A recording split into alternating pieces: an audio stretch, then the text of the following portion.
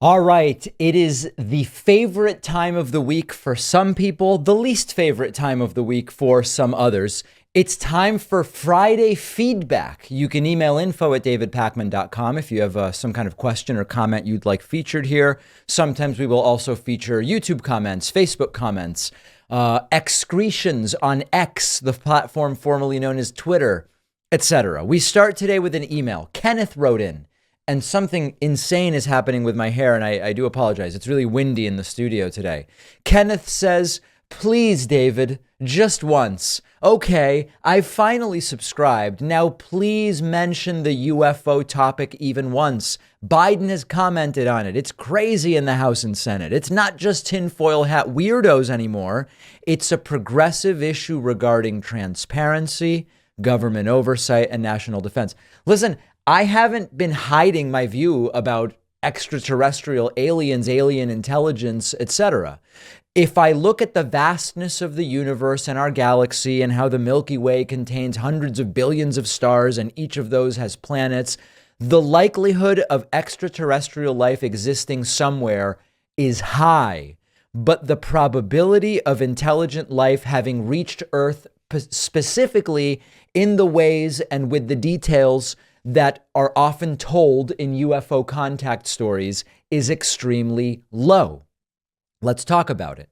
On the one hand, when you look at the number of stars in the universe, 100 billion stars in our own galaxy, it's likely that some planets are capable of supporting life, and it's likely that the conditions for what we might call intelligent life aren't the strangest thing in the world. You look at exoplanets in the habitable zone, and then we go through and consider the age of the universe, 13.8 billion years, certainly enough time for life to have developed. The laws of chemistry and physics seem to be universal, at least in the universe as we understand it, which means there's a really good chance that different forms of life have developed in different places at different times.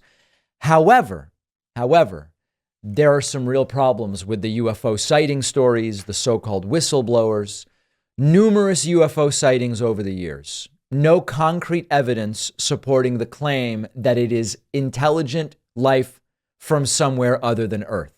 Most of the evidence is easily explained misidentifications of natural phenomena, human-made objects, UFO sightings debunked as aircraft, weather balloons, even birds. In not every case is it fully explained, but we continue. There's also a lack of physical evidence. Well, the evidence has been covered up. It's at Area 51. This person covered it up. That person covered it up. If aliens really visited Earth, do we think that world governments are so competent and coordinated that they have been able to hide all of the physical evidence? By now, if this was as frequent as we thought, we would have some tangible proof. Debris from a spacecraft, biological samples, but we have no such evidence. There have been searches and investigations. And then lastly, as I've said before, the idea of aliens visiting Earth, leaving without a trace, making contact, and continuing to crash crafts in the way that they supposedly do seems really unlikely, really unlikely.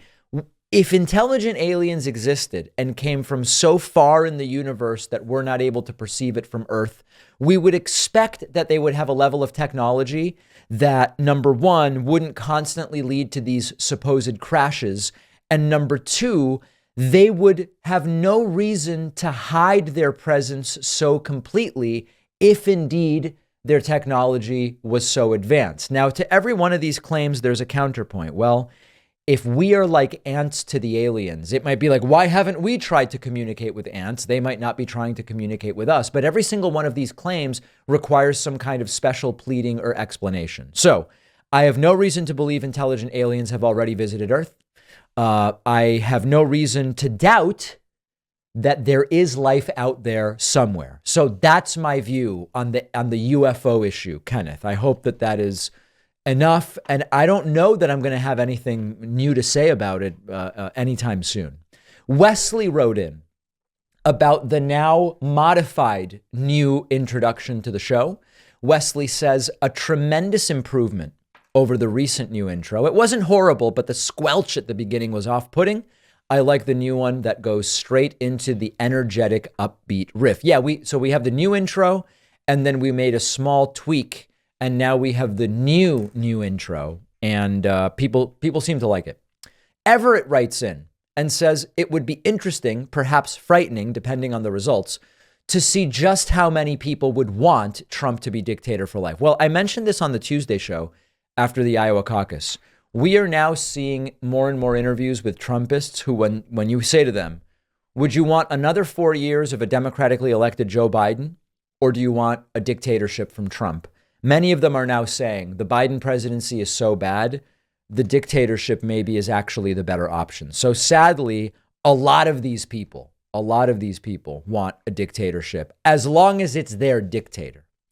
Craig says about, I think, Rudy Giuliani, the amount of hypocrisy from a guy smoking cigars and drinking while complaining about medical side effects is astounding. I think Craig's talking about Rudy, who smokes cigars and drinks on his show while maybe complaining about the COVID vaccine. Although I don't actually remember. But yes, the people chain smoking, worried about there might be chemicals in the vaccine. I hate to tell you what's in the cigarettes, my friend. Drea wrote in and said, it all adds up.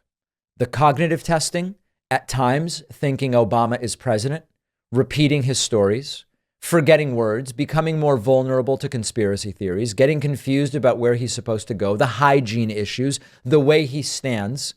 I've dealt with this with a loved one.